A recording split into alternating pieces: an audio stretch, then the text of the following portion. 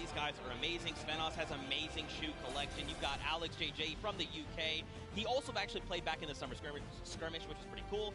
Carnifex out from Italy. And the favorite thing about creative mode is that you can pretty much build completely new custom game modes. You like to see it, man. That's ridiculous and funny you mentioned that about shoes from Svenos, because when I met him in Poland, he actually was wearing these gold shoes. So we'll see it maybe if he can pick up something gold later. But again, no surprise that this team qualified in the survival map. We're going to see if they were spinning any plans up ahead of the game. Let's find out.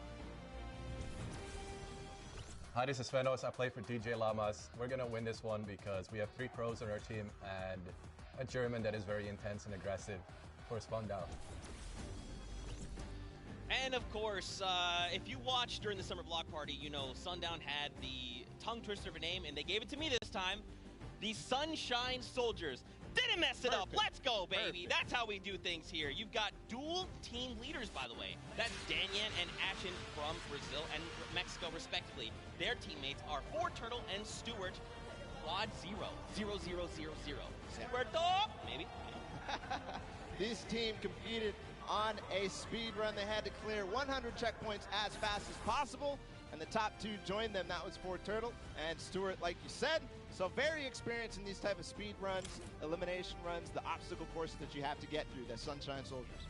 Yeah, for sure. And Turtle specifically, man, he's just so amped to be here on the stage, meeting, you know, his peers and, of course, some of the players that are all competing across the world.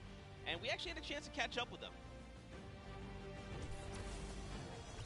Hi, I'm ForTurtle, and the Sunshine Soldiers are going to win because we have 2 captains, so it's twice as good. Twice as good. Twice as good. We got one more team to join us on the floor. It's my personal favorite team moniker. It's the Loxland's Cuddle Crew, and he's joined by 3 players, MSYB, Clyde Tax, and Sandy from Slovenia. Lockie's Landing was one of the second maps introduced, the creative trials, and it was a beautiful map. Yeah, man.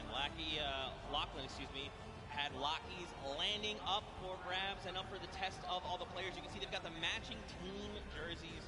This ragtag crew is going to be bringing the heat, and players need to look out. Now, of course, everyone at this point probably knows who Lachlan is, from Lockie's Landing. You've got MSYB, Clytex, and Sandy. And again, just a completely diverse crew. Lachlan from Australia, MSYB from USA, Clytex from Germany, and Sandy out from Slovenia. Now, of course, as you know, we've been listening to the players. Clytex had a few words to say. I'm Clytex from Team Cuddle Crew, and we have the best team synergy. Even though our name is cute, we are gonna destroy them and win this competition. Man, these teams are insane! And of course, creative is always a pleasure to watch. I think we're going to surprise a lot of these players and you guys at home and here in the stadium with what you're going to be seeing. It's going to be a really, really great weekend, and today is going to be amazing. Well, it's like the team captain surprised us with their beautiful maps. I'm excited to see all of them, how they contribute to the game. Lachlan, of course, he did have an opportunity to play at the Creative Showdown in June, so we'll see what he brings to the table, what kind of experience he brings to the table in being involved in that first competitive event in Creative. Yeah, for sure. And of course, for you guys all at home that couldn't make it, we miss you, we love you, but of course, we want to give you guys an outlet to be able to watch the way that you want to. So please, for your viewing experience with real-time stats and different points of view in-game, head to Fortnite.com/watch and choose from this channel a dedicated map channel and 10 rotation options covering a selection of diverse players. We want you to be able to watch the way that you want to watch. Now, of course, Bala, I'm so amped to be here. I could not be more excited. The fact that I'm actually standing still is, I think, a surprise to every single person. And of course, here's just a few more ways that you guys could watch everything. You've got the first place, the second place feeds. They're all 10 feeds for your viewing pleasure. If you want to see someone specifically, tune in to them, see what they're doing, how they're kind of navigating the maps, you can do that. That's absolutely amazing to be able to watch from any POV. And just like you said, Zeke, I cannot believe you're still. I've been in the back room getting ready, and you've been jumping up and down. So that means it's creative time, man. I cannot wait to get to these games, to get inside to the Arthur Ashe Stadium, Zeke. Again, I'm surprised we're standing still. I mean, if you guys aren't feeling the hype right now, you need to open your eyes because this is it.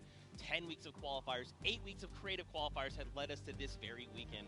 The Fortnite World Cup Finals in New York City. We're going to walk away with world champions Yep. I'm so excited. I could not be happier right now. And not only that, we are outside at the Fan Festival having a blast. Everybody's doing all sorts of fun activities. All the people are getting inside, starting to get ready for the show, get in the bleachers, start watching some creative action, and then later, of course, the Pro-Am. It's a blast. Make sure you're coming down here and joining us. Yeah, for sure, man. Now, funny enough, we actually have Pookie, who is standing by. She is chilling with the leader of the Funky Fighters. That is Tamoya, so let's send it over to her for an interview. Thank you so much, Zeke. I am here with Tamoya of the Funky Fighters. It is so exciting to have you here competing in the Creative Fortnite World Cup. How have you been preparing for today? I just practiced with my team yesterday and things went pretty good. And we didn't have as much time as I thought we would do, but we played really good, so I'm pretty excited. Yeah. That's awesome. Team synergy is definitely important. Now, do you know any of the other competitors that are going to be here today that you'll be facing? Do you have your eye on anybody? The Death Run map, I think, is going to be the most competitive. So, yeah, I'm excited to do the Death Run map, yeah. So, I mean, Scissors is very well known for his death runs. Do you think you'll have any competition with him? Yeah, I think it's going to be really hard beating him, but my map was also a death run, so I think my teammates have a good chance. Well, I wish you the best of luck. Thank you so much for taking the time to speak with me. Zeke and Bala, back to you guys. Oh, man, the hype is building. Now, guys, the show is getting ready to start, but there it is. You've got the 32 players, 19 countries represented across 8 different teams.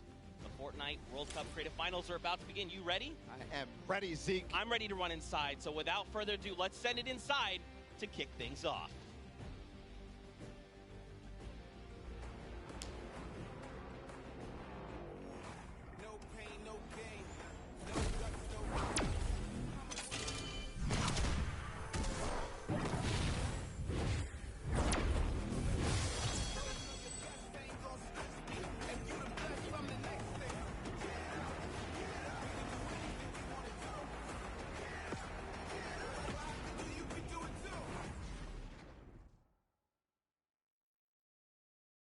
Ladies and gentlemen, what's going on? How you feeling today? That's what I like to hear. That's what I like to hear. Welcome everyone to the Arthur Ashe Stadium. I'm Golden Boy, your host, and I couldn't be more happy that you guys are here in my hometown of New York City. It's actually quite nice for me because that means I don't really have to travel that far. It's pretty cool. That being said, we have a lot of cool stuff that's going to be happening here today. Not only do we have the Creative Showdown, but we also have the third Fortnite Pro-Am that's about to go down. It is going to be incredible. You got some of your favorite content creators. They're going to take that stage and battle for your entertainment. Now, you know that we saw a few of the players that were coming out here. We actually have one that you all may recognize standing by with Pookie. Pookie, who you got for me? Thank you so much, Golden Boy. I am up here on the main stage with Ninja. Familiar faces for everyone in the crowd. Let's hear it. How excited are you to be here today at the World Cup Creative Mode? This is something different for you, I'm sure. Yeah, I haven't really done too much creative, but I've been playing a lot with these guys, obviously, the last 48 hours, and no, I'm really excited. I think we got a really good chance, and we're going to have a lot of fun. Now, tell me a little bit how your team came together. Yeah, I checked out their clips for the trick shots that they submitted, and they were all, they stood out to me. They were special. And it was just an easy choice to pick these 3 guys. And, like I said, we've actually been bonding pretty hard the last 48 hours. So team cohesion is an all-time high. Team cohesion, I love it. We should have named you guys the Ninja Trick Shot Warriors, really. That would have been awesome, but there's no, there is a ninja skin kind of in the game, so, we could have had, maybe some of that. It's all good. I like the little whip. I love my little ice cream. And anybody that you're looking forward to facing off against here today? Everyone here, Gotaga, he's my fellow, Red Bull competitor, essentially, and, Scissors because he talks a big game. That's it, yeah. Those 2 guys, I'm looking out for them the most. Well, he does talk a big game. Let's see if he can back it up today. Thank you so much. I wish you all the best of luck. Golden Boy, what do you think? Well, I think that's pretty awesome because the good news is we got 8 great teams that are going to be playing for a $1 million grand prize in 3 very creative modes, which means today's really all about fun. And who better to have some fun with than none other? You got Monster, Sundown, over at the Cast Booth. Take it away, fellas. And boys and girls, Jonesies, Bonesies, and everyone in between, welcome to the Fortnite World Cup Creative Finals. I'm one of your casters, Sundown, joined here by Monster. Monster, how you doing today, man? Doing great. This is the moment we've all been waiting for. 10 weeks of qualifiers, and it's all coming to life. And this is what we're here for. Yes, after the 8 trials now, what you will be seeing on the stage will be 4 sets of 3 matches in 2 never-before-seen maps, and a little refresher coming from the Creative Showdown there with Sky Station Showdown. It's going to be incredible. That's right. So you guys have seen the Sky Station before. Lucky for them, you know, they get to kind of come in here, prepare, kind of prepped up. But there is so much more that is going to happen that hasn't been unveiled today. Oh, and I mean, it's seeing the adaptation across these sets is going to be incredible, and they're going to get a chance to revisit them at the end with a little remix, but we'll get into that here in a second. Let's check out the overall scoring and how these guys are going to be competing and how they will win. So, as we said, that first set is Sky Station Showdown. Junkyard Juke will be the second one. Set 3 will be a never-before-seen World Run, and then set 4 will be the Golden Games. Now, the Golden Games will comprise of a singular match from each one of the other 3 with, as I said, a nice little remix on it. And the Golden Games is worth a golden llama, while all of the other sets are worth a singular silver llama. How do those llamas add up, Monster? Yeah, you want to accumulate the most llamas throughout each set. We're treating each set as its own individual thing with a couple games in between. So they're going to get a couple runs at it, and you just want to do the best in every set. Get those llamas so you can take it all home. Yes, now the winner of the set will go through, and in case there is a tie, it will come down to that golden llama. The golden llama will trump all. Now let's get into the prizing, which will also determine a little bit of the scoring. We'll take a look and we'll throw that up there for you. And the way it ends up working is from top to bottom. Each one of these contestants will be winning money. So everyone is a winner in there, but first place ends up deciding that, and this is per the individual matches, and it's cumulative. It won't carry over through the sets, but they're still taking it home at the end of the day. So you definitely want to get in the top 4 to bump up that score.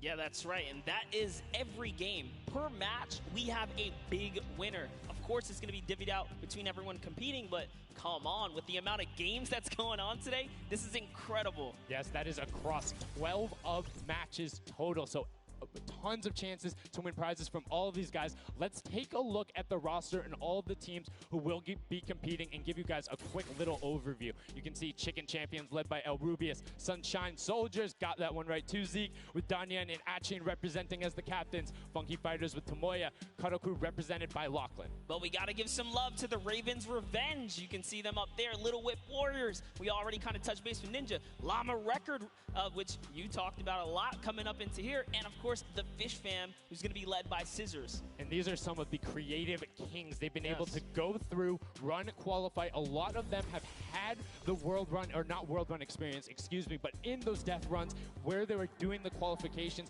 but there are also some combat aspects. So we've seen Sky Station Showdown before. You know, there's going to be a little bit, I don't want to say advantage, but they might be a little more at home when you're actually firing bullets, building out, and trying to get those rotations in.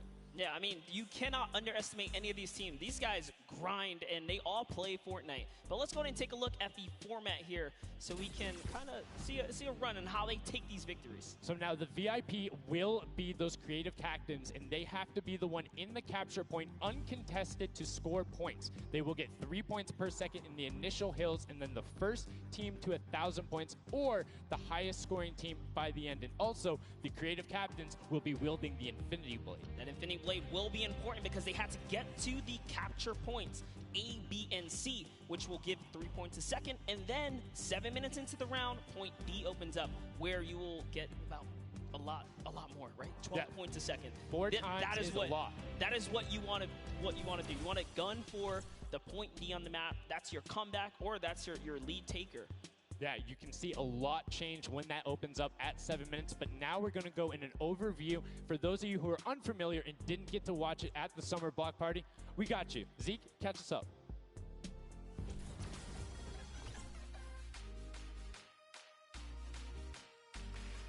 This map is a collaboration between Team Evolve and Epic. Now let's break down how it all works.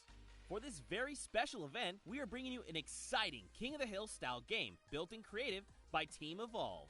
8 teams of 4 players will start at their home base on the edge of this massive flying city. Together they will push 3 capture circles, racking up points by holding them down for their team. As each team heads toward the capture points, they'll need to protect their team's VIP, who plays a key role in this game mode. If they get eliminated, they'll respawn at the team's home base. The VIP is the only player who can earn points for your team while in the capture circle, earning 3 points per second. They are also the only ones who can wield the Infinity Blade, which deals massive melee damage and enables the wielder to jump incredible distances. It's the rest of the team's job to make sure the VIP gets to the capture circle and stays there as long as possible without being eliminated.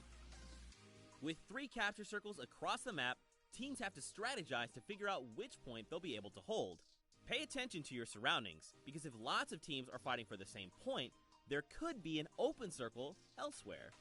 Hold up. Did I say 3 capture circles? Actually, there's a 4th one. Partway through the match, the 4th capture circle in the center of the map will open up and will award 4 times more points per second than the others. But with high reward comes high risk. After each match, teams will be ranked based on how long they held the capture circles and earn overall points based on their rank in that game. Those points will be added to an overall leaderboard, and at the end of 6 matches, the team with the most points wins. Let the showdown begin.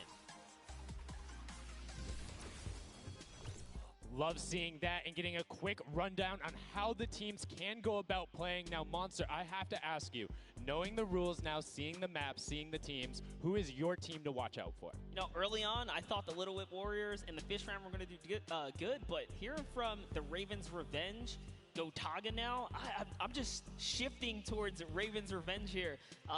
They've swayed me. Their entrance has really swayed me. They definitely had a lot of confidence down there in Gotaga. It can be very competitive at a drop of a hat. My team to watch, the Llama Record Co., Hand of Blood, Svenos, Alex JJ Carnifex. You heard him talk about it. 3 competitive veterans and a very aggressive German. That's a combination that I want to see on Sky Station Showdown.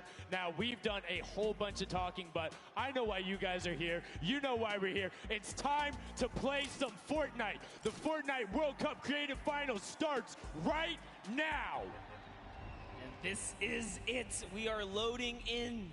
Everyone's hopping now, and they are actually familiar with this map. So we're gonna see the strategies off the bat here. Let's see who can take away and break away with that early lead you saw there. Nice wide shot of all of our captains here. And here it is. Little Whip Warriors in the lead off the bat. Already you can see trades coming out now. A fun fact, the Infinity Blade wielder gets a bonus 100 health and shield, so he's sitting at the 200 mark. On top of that, Siphon is on. If you get an elimination, you get that 50 effective HP back over. That makes the Infinity Blade very hard to take down. They also get those big crescent move jumps to slam down. And as you can see going on the right-hand side of your screen, it is creative chaos all over the place. But now taking in with the Little Whip Warriors as they're able to clean it out, and Ninja's trying to rotate up top. Yeah, I'm sorry to break it to you, but the Llama Record was completely pushed off of their point. And now we have Ninja who's going in with the Infinity Blade. What a player to wield this one right here. Oh, he's getting pushed back. Notice how he doesn't even want to get eliminated. He wants to do as much damage as possible. But is that effective? I think you just kind of reset and you go, or you get up there and you start swinging. The 75 damage hit will be able to take it down, and the Llama Record Company establishes themselves right back up. Now, what's going to be interesting to me is how the players utilize their building. You start with 50 wood, and then if you get an elimination, you get 25 wood directly into your inventory. So if you're able to kind of eliminate out and put pressure down, you can get some ridiculous builds, as we're already seeing on top of the Blue Hill. Yeah, this is actually a neck-and-neck race right here in the early game so far. Fish Fam, Chicken Champions, and Ravens Revenge are all trading spots at the moment. And Sunshine Soldiers comes right on in to wipe that up and get them out of there. And nice job for Stewart. And look at the Cuddle Crew across the way, just now getting their first points because they've been contested the entire time, whereas Llama Record Company has only had one team coming up towards them. Another thing to note, let's talk about the loadouts here, Monster. What are they rocking? They're rocking everything that you can get in the game, from blue tactical AR up to that hunting rifle. So you have the long range, you have the close range, you have the AR. You kind of just pick and choose your battle, what you want to use. And the one thing you're missing that the Infinity Blade wielder does not have will be 9 impulse grenades. So everyone has a bunch of mobility to be able to get up there. But you see right there, Scissors able to cut down a bunch and get a decent amount of timing. Let's take a look at the score. Little Whip Warriors climbing up, but it is only a 5-second uncontested lead, and they're building on it. Right now, not a lot of points have been scored, which means when that hill opens up at 7 minutes, it's going to be that much more important. Yeah, this is going way better than I expected. There is no one dominant team so far. But the Little Whip Warriors are doing so great right now. There goes Ninja, and he does get traded out. Raven's Revenge kind of takes it back over. Will Gotaga's squad manage to hold it down for long enough to get their, points in? Don't forget, he has to clear out the point. If there's someone on it, you're not going to get anything. Right, and as soon as you're up there, teammates are not building for you, you're exposed for the entire map. Everyone else is able to see you. You can see El Rubius going in, but the double pack plus the Infinity Blade wielder of Hand of Blood. This Llama Record Company team is looking to go platinum with a great defense of their point. There it is, very nice. Finally starting to earn some points, trying to break that, triple digit Hand of Blood. Little fun fact right there. His dog Falco is Germany's second biggest dog influencer on Instagram. That's impressive, but I wonder who the first biggest is now. That's like, is there a statistic for that? Like, do you go down the line? But one thing I do want to note for Hand of Blood, look at the eliminations coming out of the Infinity Blade. Already sitting on 7 and being aggressive. As the more he gets that siphon going, the better he's going to be. But the Chicken Champions come out on top there. No tender defenders are going left. Able to hold the top, and now crawling their way back up there. They're only about, 10 seconds or so behind the Funky Fighters? Dude, wait a second. Where do the Funky Fighters come from? Suddenly they're at the top here, and the Little Whip Warriors have not managed to earn any points. Sunshine Soldiers looking to kind of ruin that festival up top, but it's Tomoya. We touched with him with Pookie early on. He said, you know what, he chose his players, specifically because they're great at depth runs, but it looks like they battle it out too. They're doing a very good job of making sure they go at the same time. You can see Tomoya here being patient, doing everything he can to try and find an outlet, but he doesn't want to commit before his teammates are there. He's waiting for Kutu. There they are. Kutu coming up with them as well. The fight is on, but we switch back over to Scissors just chopping it down, but the Fish Fam is a sushi there as the retake happens. That is actually crazy. Watch him kind of wait there, prepare the ambush. His team comes up and they collapse on the point, and bye-bye Fish Fam. And notice they had enough mats to completely encircle the top, but the Infinity Blade will be able to come right out. So instead, Tomoya jumps straight up to just stall out a couple every seconds, because every second matters. As you see Kutu also on 8 elims right now. The sword players putting in work. We have a bit of a tie up top. Funky Fighters and Fish Fam. Llama Records so close as well. This is a close one for the run in the top 5 so far.